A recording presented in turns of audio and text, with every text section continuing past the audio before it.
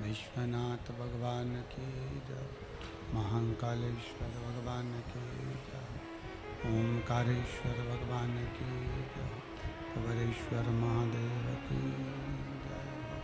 हर हर महादेव, हर हर महादेव, हर हर महादेव।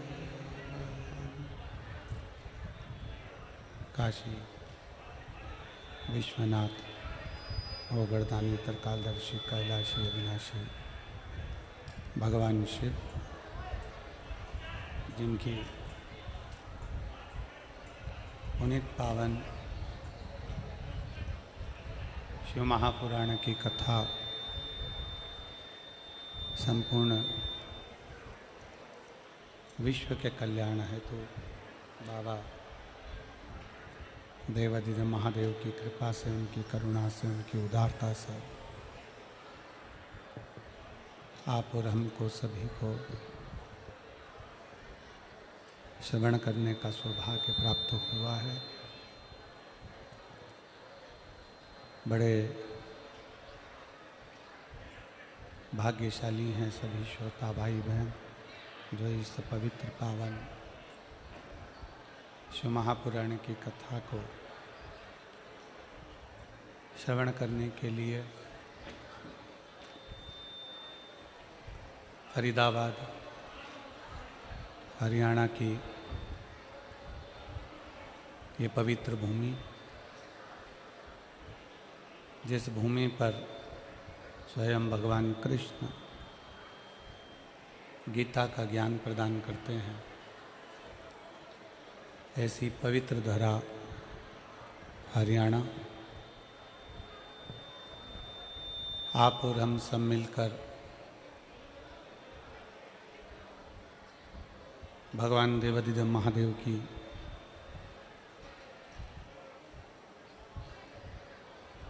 अनुपम कृपा करने वाली शिव महापुराण की कथा को श्रवण कर रहे हैं। कथा के मुख्य यजमान श्री प्रवीण पाराशर जी, श्रीमती हेमलता पाराशर जी, श्री चिराग पाराशर जी, टीना पाराशर जी, पाराशर परिवार फरीदाबाद हरियाणा। एक बार यजमान परिवार के लिए जोरदार ताली बजाकर स्वागत वंदन अभिनंदन। जिन्होंने इस पवित्र पावन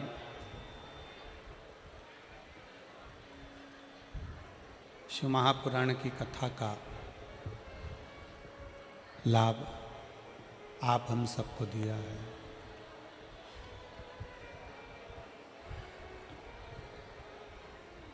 एक मनुष्य की देह, मानव का शरीर,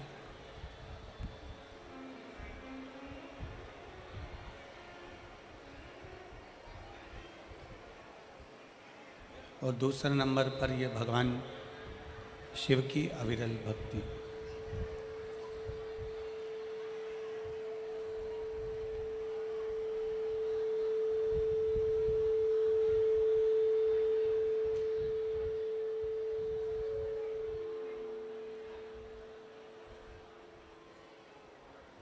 मानव का शरीर मिल जाए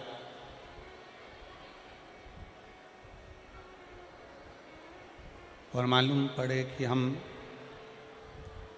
भगवान देवाधिदेव महादेव की अविरल भक्ति से दूर हैं,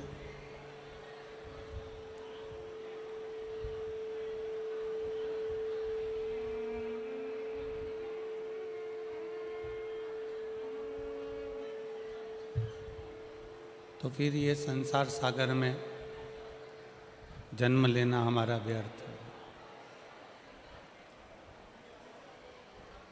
शरीर मानव का मिलने पर, मानव का शरीर प्राप्त होने पर भगवान देवाधिदेव महादेव की भक्ति को धारण करना, महादेव की भक्ति को अपने भीतर उतारना,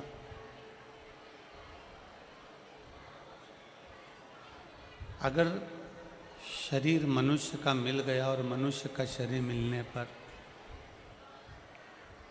शिव भक्ति आप कर रहे हैं, भगवान शंकर की अविरल भक्ति को आप अगर धारण कर रहे हैं, भगवान शिव का यदि आप भजन कर रहे हैं, तो ये मानकर चलें कि फिर इस मृत्यु लोक में दूसरा जन्म हमारा नहीं है। जगत गुरु शंकराचार्य जी ने अपनी वाणी में, अपने शब्दों में कहा है कि पुनरपि जननम पुनरपि मरणम के प्रपंच से छूटने के लिए शिव की भक्ति जरूरी है।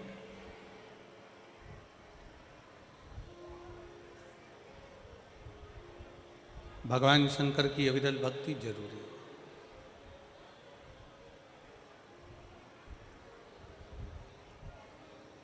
एक चक्र चलता है हमारे जन्म और मरण का, बार बार जन्म लेना, फिर मर जाना, फिर जन्म लेना, फिर मर जाना, फिर जन्म लेना, फिर मर जाना।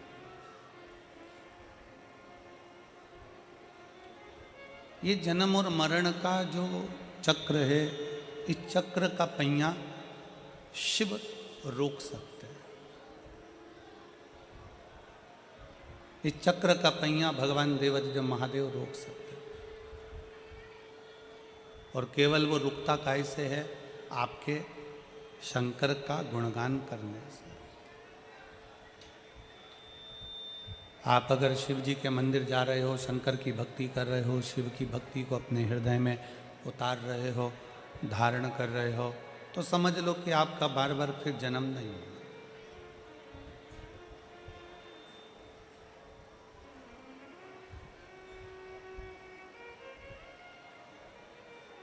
भीड़ बहुत होती है ना, तो लोग धक्का मारते हैं। जब बहुत ज़्यादा भीड़ होती है तो लोग धक्का देते हैं, धक्का मारते हैं। बोलो सही है कि गलत है? आप बहुत भीड़ है तो लोग आपको धक्का देंगे, धक्का मारेंगे। उसी तरह भीड़ में लोग जैसे धक्का मारते हैं, उसी तरह जब हमारा पाप बहुत बढ़ जाता है, बहुत पाप बढ़ जाता है, तो वो पाप भी पुण्य को धक्का मारता है कि तू यहाँ से हट जा। हमारा पाप पुण्य नहीं करने देता, पाप पुण्य को प्रबल नहीं होने देता, पाप पुण्य को धक्का मारकर एक और कर देता।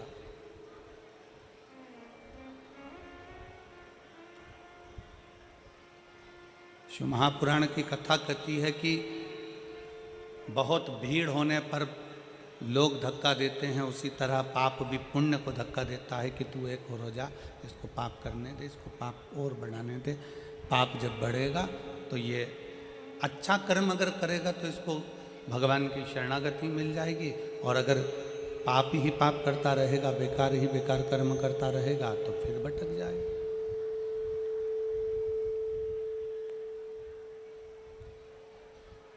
फिर पुनः भटक जाएगा।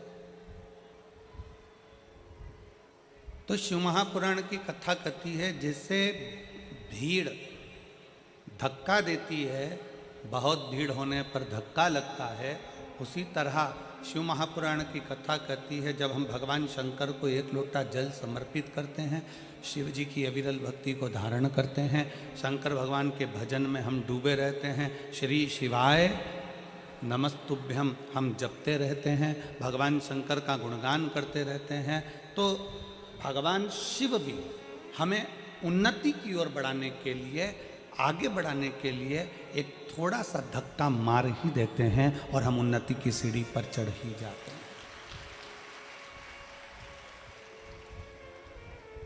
मान लो यदि किसी एक लक्ष्य को आप लेकर बैठे हैं,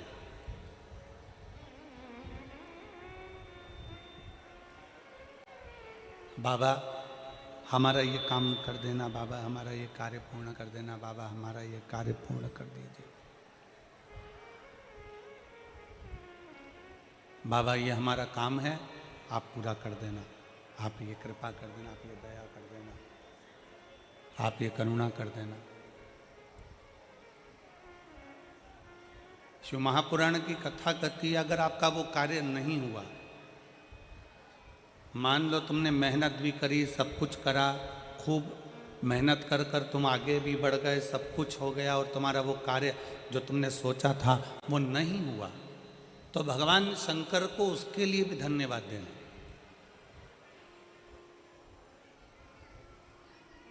तुम्हारा सोचा हुआ कार्य अगर नहीं हुआ है तो भगवान शंकर को उसके लिए भी धन्यवाद देना कि बाबा हो सकता है कि तूने मेरे लिए और भी कुछ अच्छा सोच कर रखा होगा, इसलिए अभी तूने वो कार्य नहीं होने दिया, आगे चलकर तू जरूर करेगा।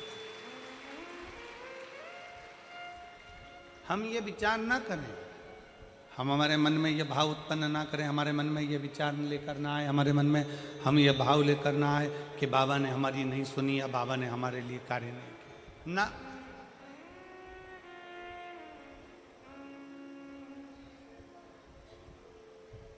जितने इस पवित्र पावन प्रांगण के अंदर बैठकर, इस फरीदाबाद की पवित्र भूमि पर बैठकर शिव महापुराण की कथा का लाभ ले रहे हैं, जितने भगवान शंकर की कथा का रसतत्व ग्रहण कर रहे हैं, भगवान शिव की कथा को सुन रहे हैं,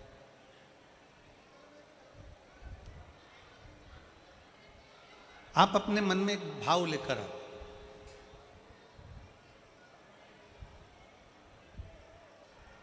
कि भोले बाबा, भगवान शिव, माँ जगत जननी माता जगदम्बा पार्वती हमारे माता पिता हैं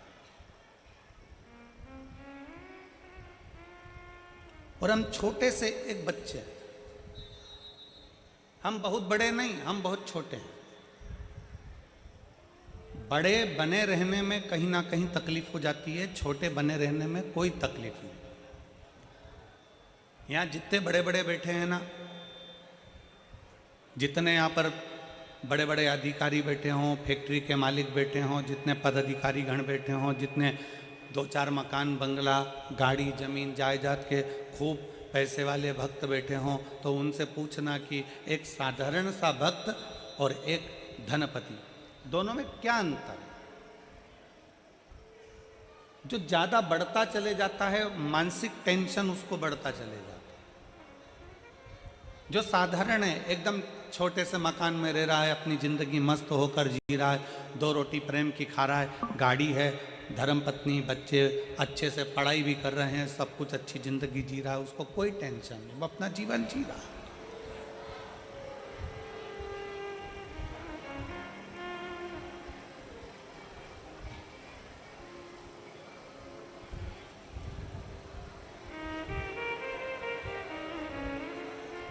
रोड का कितना भी टैक्स जमा कर दो, रोड टैक्स कितना भी जमा कर दो, पर रोड पर रह नहीं सकते। आप लोग जब गाड़ी उठाते हैं, 4 व्हीलर गाड़ी खरीदते हैं, 2 व्हीलर गाड़ी खरीदते हैं या बड़ी कोई गाड़ी खरीदते हैं, तो उसमें रोड का टैक्स जमा होता है। रोड का टैक्स कितना भी जमा कर दो, पर आप रोड पर रह नहीं सकते। आप मकान बनाकर रोड पे नहीं रह सकते। तो आप कहो कि हमने रोड का टैक्स जमा करा, हम तो यहाँ मकान बना के रहेंगे। हमने रोड का टैक्स जमा करा है, हम तो यहाँ बीच रोड पे हमारी गाड़ी खड़ी करके हम तो यहाँ 4 घंटे तक, 8 घंटे तक, 10 घंटे तक, 12 घंटे, 24 घंटे खड़े रहे। नहीं, रोड का कितना भी टैक्स जमा कर दो, पर रोड पर तुम रह नहीं सकते। उसी तरह परिवार, कुटुंब, कबीला और दुनिया के लिए तुम कितना भी कर दो, पर तुम्हें कोई अच्छा कहने वाला नहीं मिलेगा। आखिरी में तुम्हें ताने सुनना ही पड़ेगा। तुम रोड का टैक्स जैसे जमा करते हो तो रोड पर मकान नहीं बना सकते। रोड का टैक्स जमा करते हो तो रोड पर तुम रह नहीं सकते। रोड का टैक्स जमा करते हो तो रोड पर तुम अपनी गाड़ी 24 घंटा 36 घंटा खड़े नहीं कर सकते। रोड का भले तुम टैक्स जमा कर दो, पर रोड पर तुम मकान बनाकर नहीं रह सकते। रोड पर तुम रह नहीं सकते। उसी तरह संसार के लिए, परिवार के लिए, कुटुंब के लिए, बेटों के लिए, बेटी के लिए, भाई के लिए, बंधु के लिए, सखा के लिए, बहन के लिए, रिश्तों के लिए, नातों के लिए, परिवार के लिए तुम कितना भी करना, अपनों के लिए कितना भी कर लेना, चाहे पराये के लिए कितना भी कर लेना, पर तुम्हारे लिए कोई अच्छा नहीं कहेगा। तुम इस विचार को छोड़ दो। तुम इस मन से ये विचार निकाल दो कि कोई तुम्हारे लिए अच्छा कहे। पर शिव महापुराण की कथा कहती है, रोड का टैक्स जमा करो पर रोड पर मकान नहीं बना सकते हैं। दुनिया के लिए कितना भी कर लो, पर अपशब्द सुनने को ही मिलता है। पर शिव महापुराण की कथा कहती है कि शंकर को अगर तुमने भूल से भी 1 लोटा अगर जल समर्पित करा है, तुम्हारे मरने से पहले, मरने के बाद की गारंटी तो हम भी नहीं देते और ना हमारा शिव पुराण देता है। यहां तो जीते जी की गारंटी है।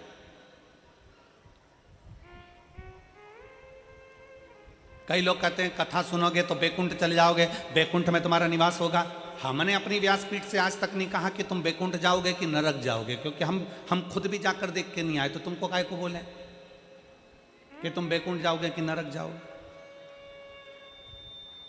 और जो तुमसे कहे कि बैकुंठ जाओगे कि नरक जाओगे की चर्चा करे, तो तुम उनसे कह देना महाराज जी घूम कर आए हो क्या, ऊपर देख कर आए हो क्या? जो गया वो कैसे बता सकता है कि बैकुंठ गया कि नरक गया? तो बैकुंठ और नरक की चर्चा वेदव्यास जी ने शिव महापुराण में नहीं करी। बैकुंठ और नरक की चर्चा मेरे वेदव्यास जी वर्णन नहीं करते। मेरे वेदव्यास बाबा शिव महापुराण के 24,000 श्लोक में, 12 खंड में, इन संहिताओं के अंतर्गत, इन लीलाओं के अंतर्गत भगवान शंकर की गणना कर कर कहते हैं कि पूरा स्वर्ग और पूरी नरक इसी पृथ्वी पर है। बस आप शिव महापुराण की कथा कहती है, जब 1 लोटा जल हम देवाधिदेव महादेव को समर्पित करते हैं, शंकर जी को जल चढ़ाते हैं, तो तुम्हारा चढ़ाया गया जल तुम्हारे मरने के बाद क्या देगा, इसका वर्णन शिव पुराण नहीं करती। पर शिव पुराण कहती है कि तुम्हारा अगर 1 लोटा जल तुम महादेव को चढ़ा रहे हो, तो यह पक्का है कि तुम्हारे मरने से पहले वो जल तुम्हारा कल जरूर बदलेगा। ये निश्चितता है।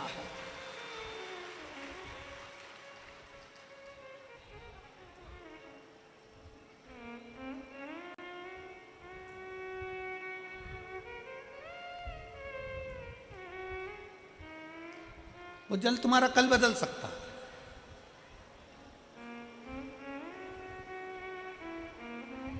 आपने शिव जी को जल चढ़ाया है, वो चढ़ाया गया जल तुम्हें फल दे सकता है।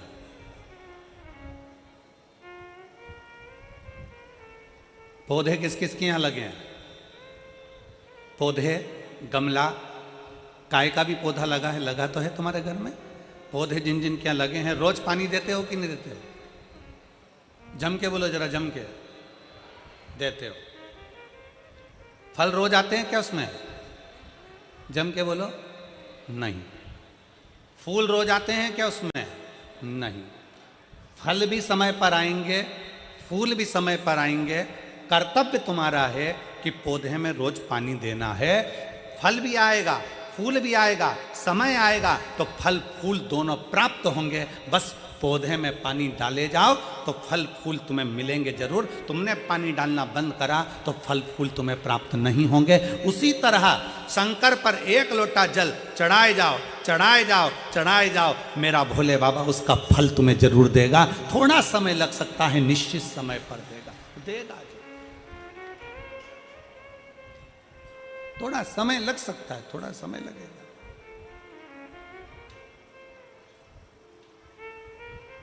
और शंभु शरने पड़ी मांगू घड़ी रे घड़ी, दुख काटो दया करी न दर्शन शंभु शरने मांगू घड़ी रे दुख काटो दया करी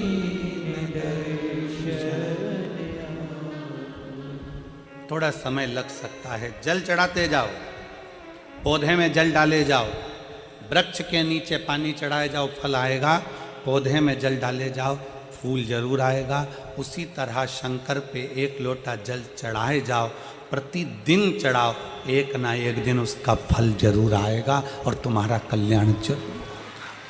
चढ़ाए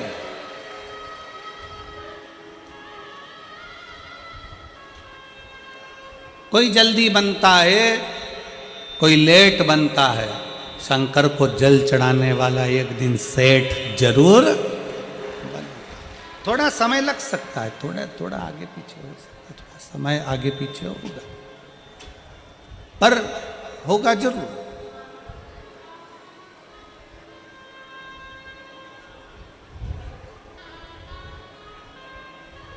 विश्वास है तो शिव है। एक कथा आती है वरकरेश महादेव की। एक कथा आती है वरकरेश्वर महादेव की। और ये वरकरेश्वर महादेव कोई साधारण महादेव नहीं है।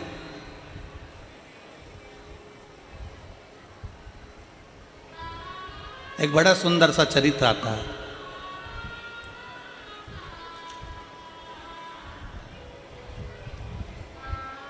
मही सागर संगम।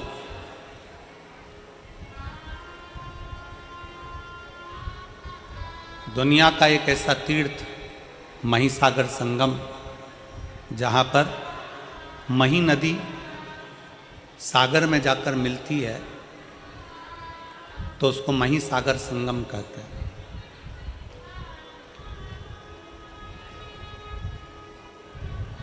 ये वो मही नदी जिसको गंगा, यमुना, सरस्वती, कावेरी, छिपरा, सरयू, मंदाकिनी जब सब बैठकर आपस में चर्चा करती हैं और आपस में बैठकर हरि का गुणगान करती हैं, तो मही नदी को प्रकट कर लेती। ये मही नदी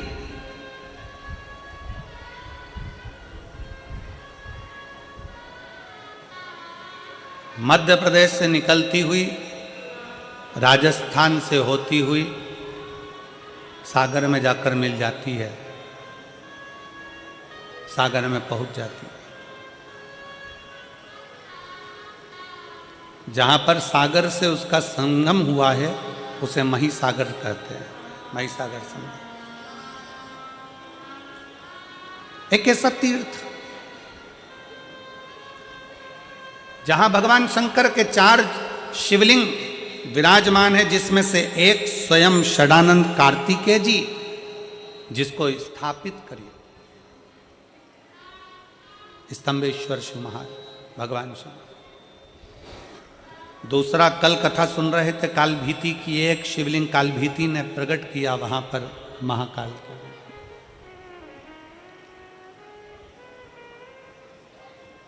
एक स्वयं सिद्धनाथ के रूप में, सिद्धेश्वर के रूप में प्रकट किया। और दूसरा है वरकरेश्वर महादेव। कभी जिंदगी में अगर मौका मिले तो मही संगम एक बार जरूर जाएं और मही संगम का दर्शन करें। वरकरेश्वर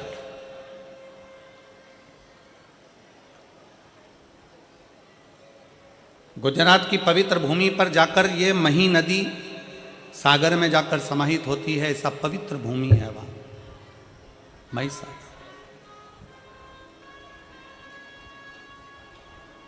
मही सागर संगम का ये पवित्र संवाद वरकरेश्वर महादेव का एक बड़ा सुंदर चरित्र वर्णन आता है। एक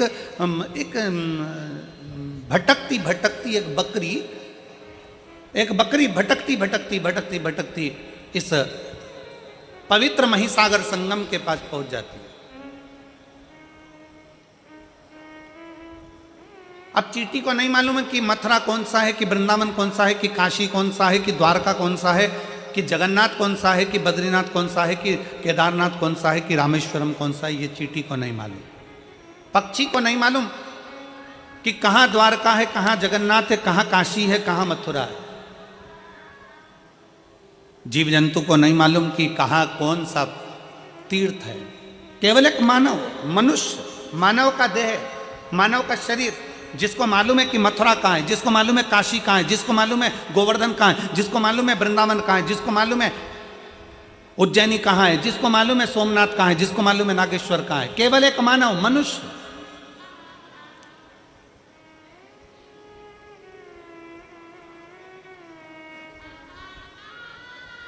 कभी तुमने कहीं सुना है, लाखों की संख्या में आप लोग बैठे हो और लाखों करोड़ों की संख्या में आस्था चैनल पर लोग इस कथा को श्रवण कर रहे हैं, शिव भक्त इस कथा को सुन रहे हैं, और लाखों की संख्या में लोग इसको फेसबुक यूट्यूब पर कथा श्रवण कर रहे हैं।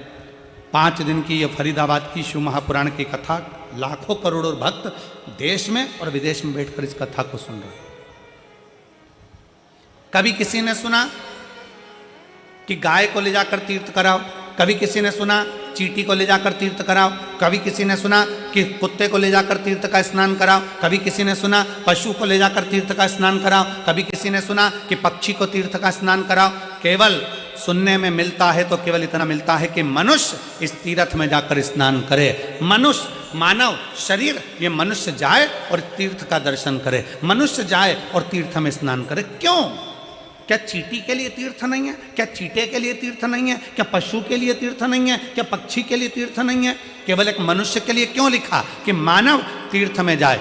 मानव जाए, जाकर तीर्थ का स्नान करे, मानव जाए कुरुक्षेत्र में जाकर स्नान करे, मानव जाए तीर्थ में जाकर दर्शन करे। केवल मनुष्य के लिए क्यों है? तो शिव महापुराण की कथा कहती है पशु पक्षी के लिए नहीं, मनुष्य के लिए तीर्थ का दर्शन, तीर्थ का स्नान, तीर्थ का दान, तीर्थ का भजन केवल मनुष्य के लिए इसलिए कहा गया क्योंकि 83,99,999 योनियां काटने के बाद 84 लाख में नंबर की योनि है मनुष्य की योनि। और मानव शरीर एक ऐसा शरीर है, अगर इस शरीर में वो भजन कर लेता है, स्मरण कर लेता है, दान कर लेता है, पुण्य कर लेता है, कीर्तन कर लेता है, तीर्थ नहा लेता है, तो फिर इसका अगला जन्म नहीं होता। पर जितने जीव हैं, पशुचर, जलचर, थलचर, जितने भी जीव जंतु हैं, ये स्नान करेंगे पर इनकी सुध में नहीं रहेगा कि हमने तीर्थ का स्नान करा। गाय को नहीं मालूम, पशु को नहीं मालूम, कुत्ते को नहीं मालूम, पक्षी को नहीं मालूम कि हमने तीर्थ का स्नान करा, पर मनुष्य को मालूम है कि मैंने तीर्थ का स्नान करा है।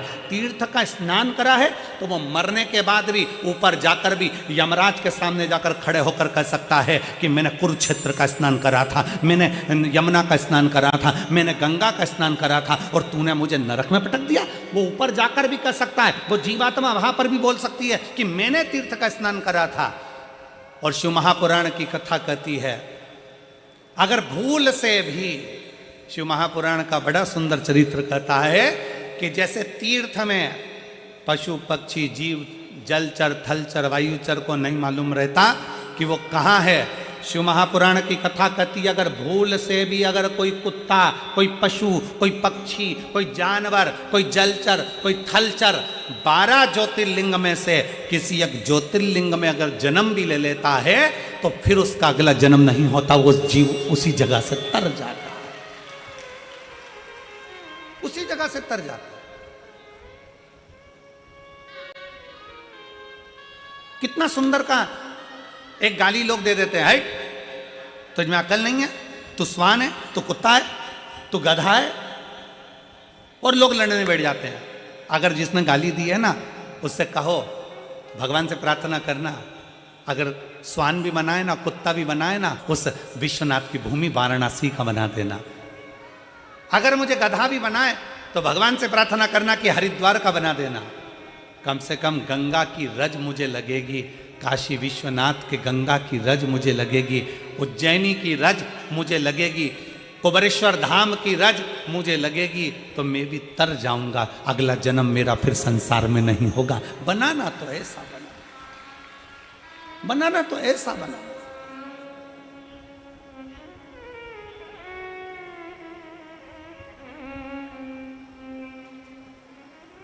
और शंभु शरणे पड़ी, मांगू घड़ी रे घड़ी, दुख काट दया करीन दर्शन आको। शंभु शरणे मांगू घड़ी रे दुख काको, दया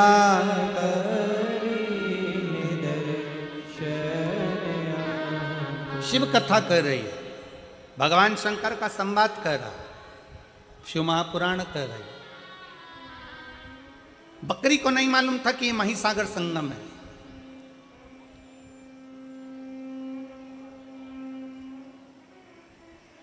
आप लोग कहेंगे गुरुजी आज की कथा कहाँ से बोल रहे हैं, तो स्कंद पुराण कुमारी खंड से आज की कथा को लिया है। स्कंद पुराण का ये पवित्र चरित्र शिव महापुराण के अंतर्गत स्कंद पुराण का ये छोटा सा भाव लिया गया। कोई तुमसे पूछे ये महिसागर की कथा गुरुजी कहाँ से लेकर आ गए, ये सुंदर बरकरेश्वर महादेव की कथा कहाँ से लेकर आ गए, तो महिसागर संगम कथा स्कंद पुराण कुमारी खंड से बोली जा रही। एक बकरी, उसको नहीं मालूम बकरी को तीर्थ क्या है, बकरी को नहीं मालूम कि क्या धाम है, बकरी को नहीं मालूम कि कहां हो।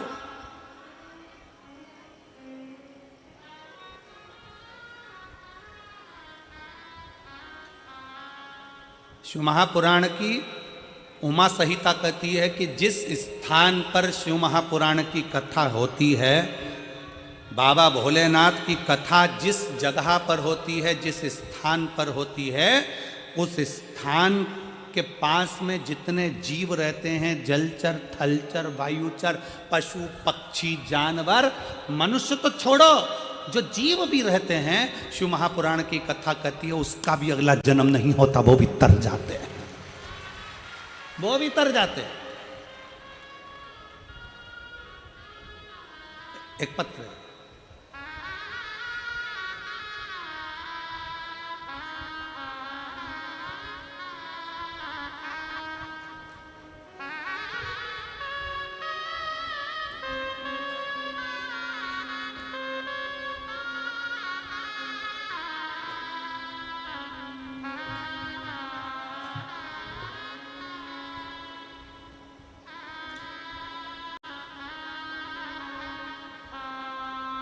मैं हरियाणा की, ये क्या लिखा है,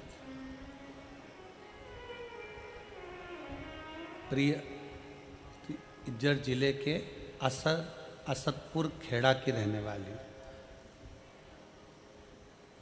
असदपुर खेड़ा की रहने वाली हूँ।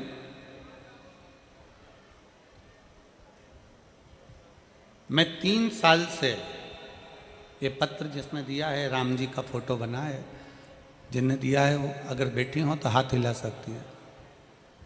राम जी का फोटो बना है इसमें, अगर कहीं बैठी हो तो हाथ हिला सकती है, और अगर बैठी हो तो एक बेलपत्र लेने के लिए आ सकती है।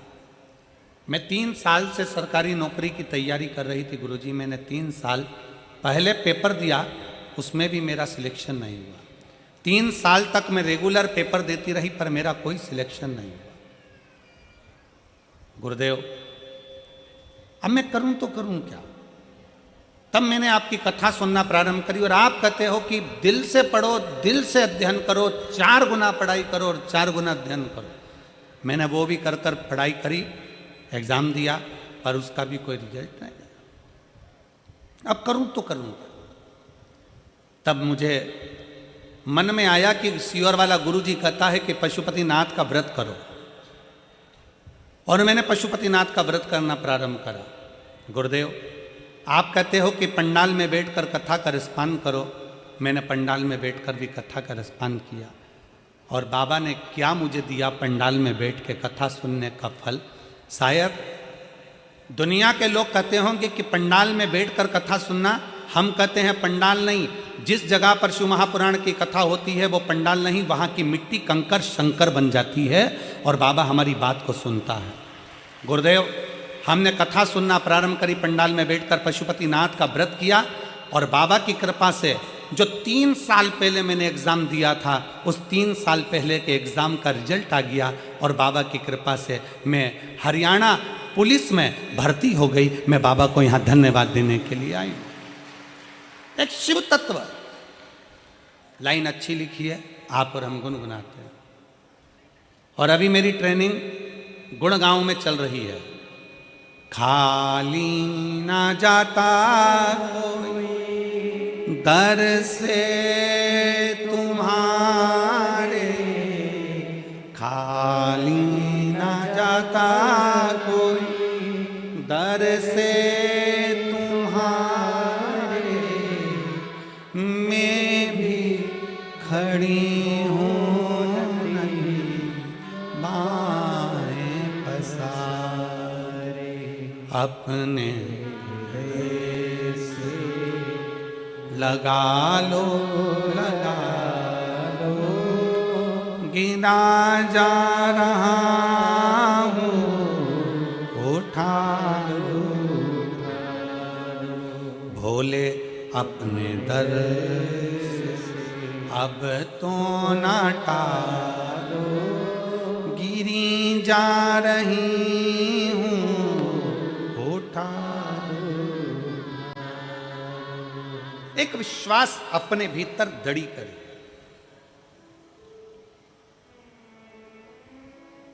एक भरोसा अपने भीतर दड़ी करिए। एक जीव जंतु को नहीं मालूम कि हम कहां पर हैं, एक पशु को नहीं मालूम कि हम कहां पर, एक पक्षी को नहीं मालूम कि हम कहां पर हैं,